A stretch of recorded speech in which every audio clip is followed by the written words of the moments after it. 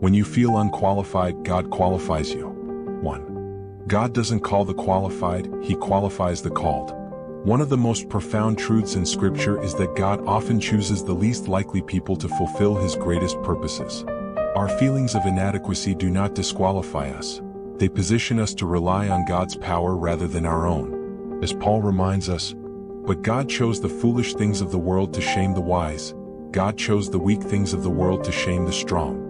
1 Corinthians 1 verse 27. 2. Moses, the stammering deliverer.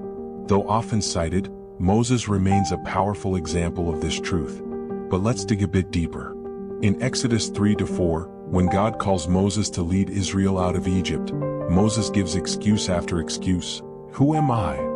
Exodus 3 verse 11, "What if they do not believe me?" Exodus 4 verse 1, "And I am not eloquent, I am slow of speech and tongue." Exodus 4 verse 10. Moses felt deeply unqualified. But God's response wasn't to fix Moses' speech, it was to assure him, "I will be with you." God didn't need Moses to be perfect, He just needed his willingness.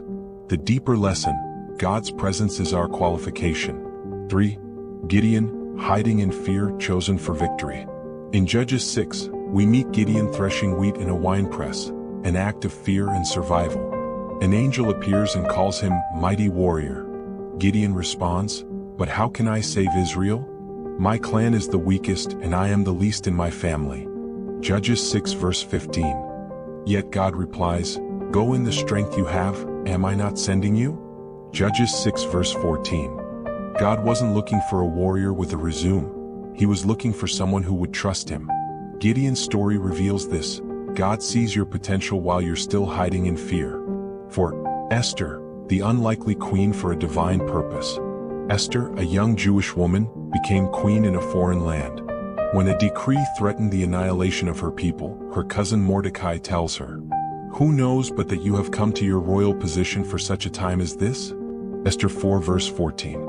Esther wasn't trained for politics or war, but through courage and fasting she saved a nation.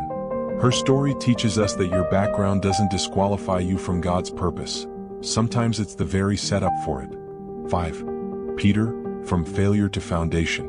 Peter denied Jesus 3 times, hardly the resume of a church leader.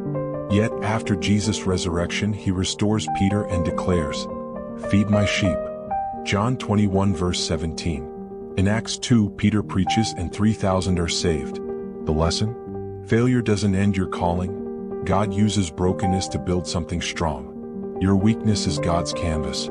God doesn't need the strongest, smartest, or most qualified. He needs the willing. Your inadequacies are not obstacles but opportunities for His strength to shine through. As Paul declared, "My grace is sufficient for you, for my power is made perfect in weakness." 2 Corinthians 12 verse 9. Let your unqualified state drive you to His sufficiency. When God calls you, He equips you and He walks with you.